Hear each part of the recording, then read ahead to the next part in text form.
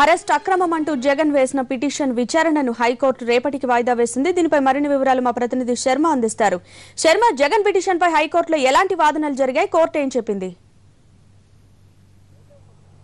యోగిత, జగన్ అక్రమ అరెస్టుకు సంబంధించి ఒక పిటిషన్ దాఖలైంది. అలాగే సిబిఐ కూడా తమ కస్టడీకి జగన్మోహన్ రెడ్డి కావాలి. ఇప్పటికే అరెస్టుకు ముందు విచారించిన సమయంలో ఆయన ఎటువంటి విషయాలు వెల్లడించలేదు కాబట్టి మరికొద్ది రోజులు తమ కస్టడీకి కావాలంటూ పిటిషన్ దాఖలు చేసింది. దీనికి సంబంధించి కింది కోర్టు కూడా జగన్మోహన్ రెడ్డి కస్టడీ పిటిషన్ ను కొట్టికి వేసింది కాబట్టి కింది కోర్టు ఇచ్చినటువంటి ఆర్డర్ ను ఛాలెంజ్ చేస్తూ హైకోర్టులో పిటిషన్ ను దాఖలు చేశారు. దీనికి సంబంధించి జగన్ తరపు లాయర్ తీవ్రంగా వాదనలు వినిపించారు. ఇది దురుద్దేశపూర్వకంగా జగన్మోహన్ రెడ్డిని అరెస్టు చేశారు అనేటువంటి విషయాన్ని ప్రధానంగా ఇందులో ప్రస్తావించారు. మొదటి ఛార్జ్షీట్ పరిగణలోకి తీసుకున్నారు. దానిలో సమన్లు కూడా జారీ చేశారు కాబట్టి ఒకసారి కోర్టు సమన్లు జారీ చేసిన తర్వాత వైఎస్ జగన్మోహన్ రెడ్డి కోర్టు పరిధిలోకి వెళతాడు.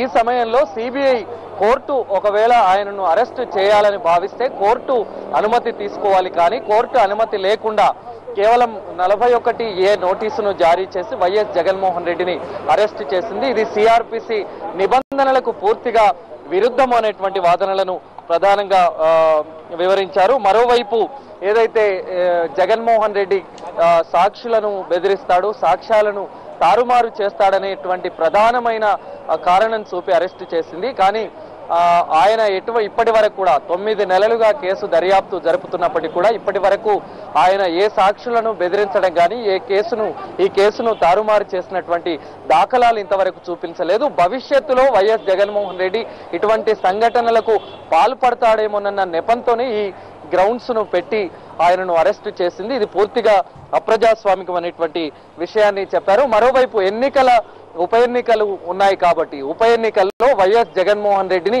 ప్రచారంలో పాల్గొననివ్వకుండా చేసేందుకే అతన్ని అడ్డుకున్నారు. అతన్ని 41A నోటీస్తో విచారణకు పిలిపించారు. ఆ తర్వాత వాళ్ళు అడిగినటువంటి ప్రశ్నలకు సరైనటువంటి సమాధానాలు చెప్పలేదన్న నెపంతోనే వైఎస్ జగన్మోహన్ రెడ్డిని అరెస్టు చేశారు. ఈ అరెస్టు పూర్తిగా అక్రమమైంది. 167 సిఆర్పిసి కింద రిమాండ్ చేశారు. కానీ 309 సిఆర్పిసి కింద అతన్ని రిమాండ్ చేసింది.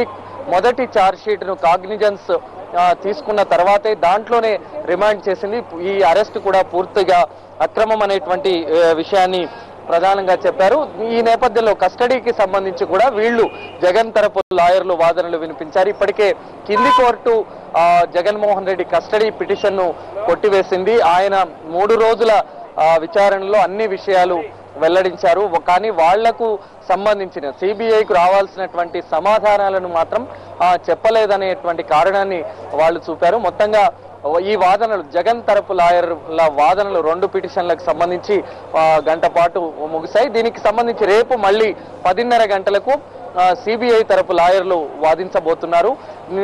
రేపు వాళ్ళు ఈ సిబిఐ తమ కస్టడీకి కావాలనేటువంటి పిటిషన్ వేశారు కాబట్టి ఆయన జగన్మోహన్ రెడ్డిని విచారించాలి. ఆస్తుల కేసులో జగన్మోహన్ రెడ్డి ప్రధాన సూత్రధారి. ఇందులో జగతి పబ్లికేషన్స్ లో 10 రూపాయలు ఉన్నటువంటి షేర్ను 350 రూపాయలకు పెంచే విధంగా ఆయన కీలక పాత్ర పోషించారు. ఇంకా ఈ కేసు దర్యాప్తులో ఉంది కాబట్టి ఇప్పటికీ 3 ఛార్జ్షీట్లలో 74 కోట్ల రూపాయలకు సంబంధించి మాత్రమే తాము అభియోగానికి సంబంధించి ప్రూవ్ చేయగలిగాము. ఇంకా 1100 కోట్ల రూపాయలకు సంబంధించి ఇంకా దానికి సంబంధించి ఆధారాలు సేకరించాల్సి ఉంది.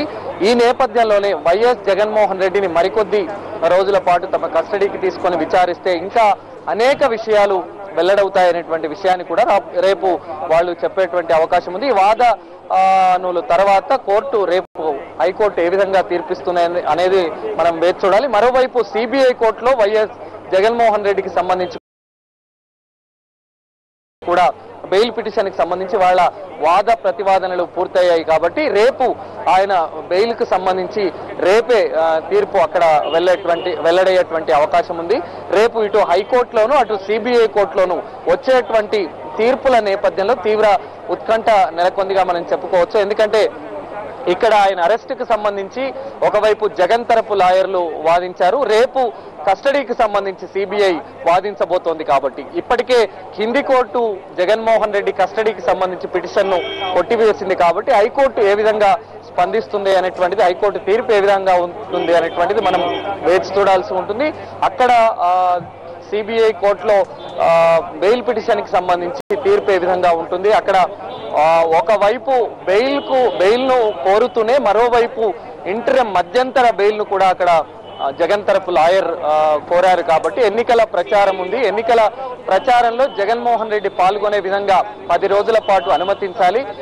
ఈ 10 రోజుల ప్రచారం తర్వాత 11వ రోజున మళ్ళీ కోర్టులో ఆయన సరెండర్ అవుతారు. ప్రతిరోజు ప్రచారం పూర్తయిన తర్వాత రాత్రి 10 గంటల సమయంలో ఆయన స్థానికంగా అక్కడ ఉన్నటువంటి పోలీస్ స్టేషన్ లో రిపోర్ట్ చేస్తారు. కాబట్టి కోర్టు ఏ షరతులు విధించినా దానికి వైఎస్ జగన్మోహన్ రెడ్డి కట్టుబడి ఉంటారు. కాబట్టి ఇటు రెగ్యులర్ బెయిల్ ను అడుగుతూనే మరోవైపు మధ్యంతర బెయిల్ ను అడిగారు. కాబట్టి రేపు అక్కడ కూడా ఇచ్చేటువంటి తీర్పు చాలా తీవ్రమైనటువంటి ఉత్కంఠ నెలకొంది. 2 కోర్టులు, ఇటు హైకోర్టు అటు సిబిఐ కోర్టులో వచ్చేటువంటి తీర్పులు నిజంగా రేపు ఉత్కంఠను రేపేటువంటి పరిస్థితి కనిపిస్తోంది. Yogita. Right, thank you Sharma.